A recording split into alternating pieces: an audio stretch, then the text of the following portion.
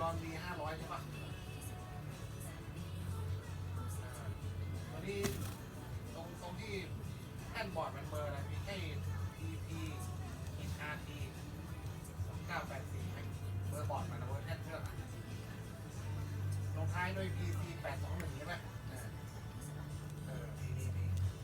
นี่ตัวนี้บอร์ดจากเครื่องใหม่ๆจากโรงงานนะพี่นะครับสภาพมือหนึ่งเลยถ้าพี่เอาผมคิด2,100ค่าตัว70 บาทหน้าเว็บผมขายที่2,300 กว่า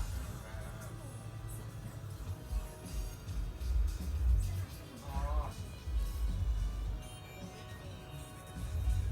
ต้องเรียนใช่ไหมยกมาใส่ก็ได้ผมไม่บวกค่าบริการนะครับคิดแค่ค่าบอร์ดอย่างเดียว